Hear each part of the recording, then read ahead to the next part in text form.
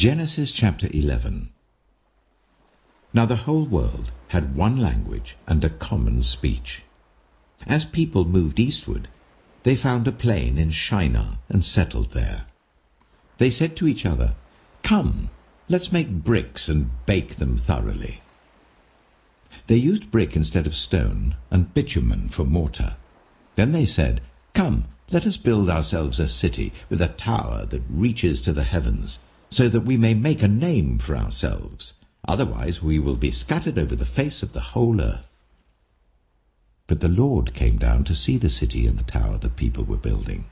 The Lord said, "If as one people speaking the same language they have begun to do this, then nothing they plan to do will be impossible for them.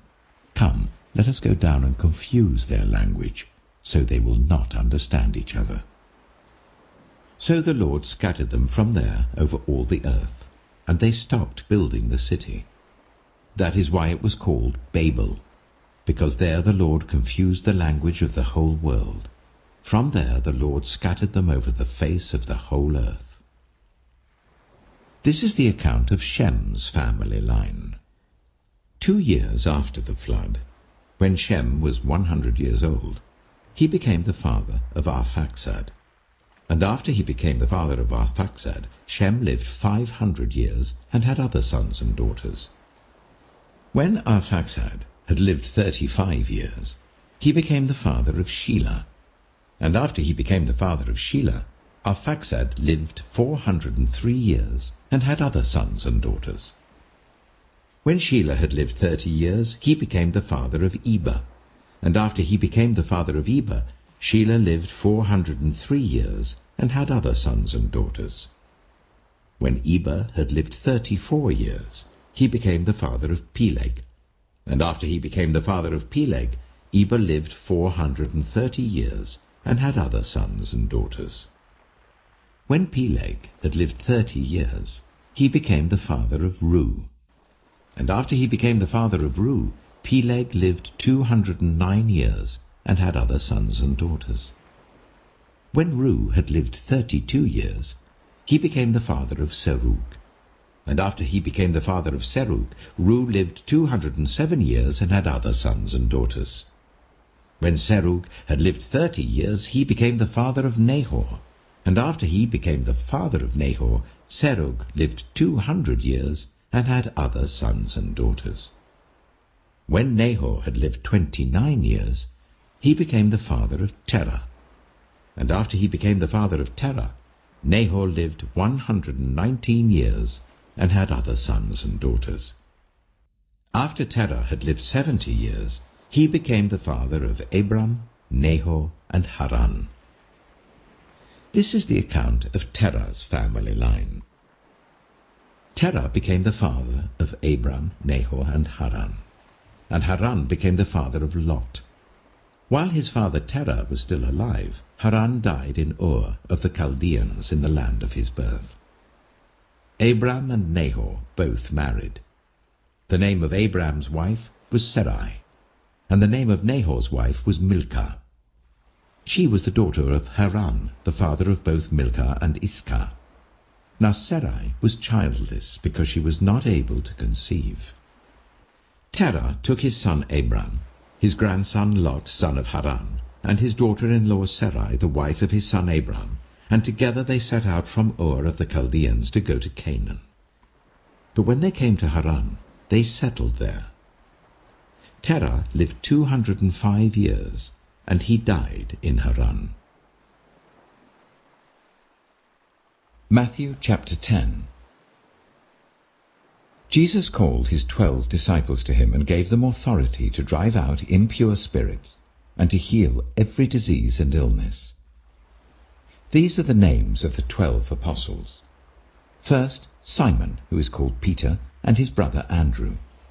James, son of Zebedee, and his brother John. Philip and Bartholomew. Thomas and Matthew the tax collector. James, son of Alphaeus and Thaddeus. Simon the Zealot, and Judas Iscariot, who betrayed him. These 12 Jesus sent out with the following instructions. Do not go among the Gentiles or enter any town of the Samaritans. Go rather to the lost sheep of Israel. As you go, proclaim this message: The kingdom of heaven has come near. Heal those who are ill, raise the dead, cleanse those who have leprosy, drive out demons. Freely you have received, freely give. Do not get any gold or silver or copper to take with you in your belts, no bag for the journey, or extra shirt or sandals, or a staff, for the worker is worth his keep.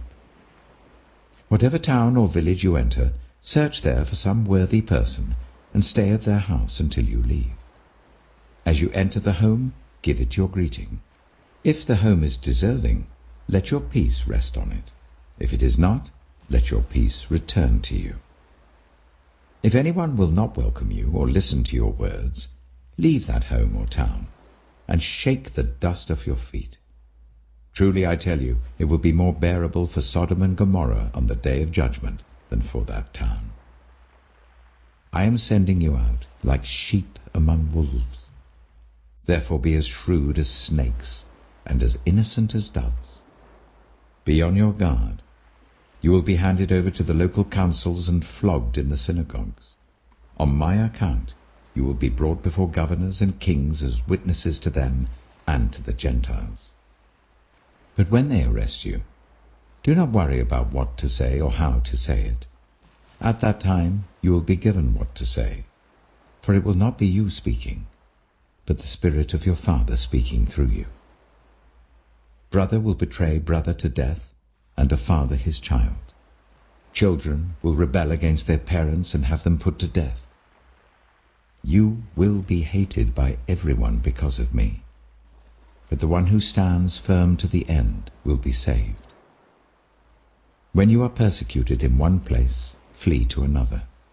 Truly I tell you, you will not finish going through the towns of Israel before the Son of Man comes. The student is not above the teacher, nor a servant above his master. It is enough for students to be like their teachers and servants like their masters. If the head of the house has been called Beelzebul, how much more the members of his household? So do not be afraid of them, for there is nothing concealed that will not be disclosed, or hidden that will not be made known. What I tell you in the dark, speak in the daylight. What is whispered in your ear, proclaim from the roofs. Do not be afraid of those who kill the body but cannot kill the soul. Rather be afraid of the one who can destroy both soul and body in hell. Are not 2 sparrows sold for a penny? Yet not one of them will fall to the ground outside your Father's care. And even the very hairs of your head are all numbered. So don't be afraid. You are worth more than many sparrows. Whoever acknowledges me before others, I will also acknowledge before my Father in heaven. But whoever disowns me before others, I will disown before my Father in heaven. Do not suppose that I have come to bring peace to the earth. I did not come to bring peace, but a sword. For I have come to turn a man against his father, a daughter against her mother, a daughter-in-law against her mother-in-law. A man's enemies will be the members of his own household. Anyone who loves their father or mother more than me is not worthy of me. Anyone who loves their son or daughter more than me is not worthy of me. Whoever does not take up their cross and follow me is not worthy of me. Whoever finds their life will lose it, and whoever loses their life for my sake will find it.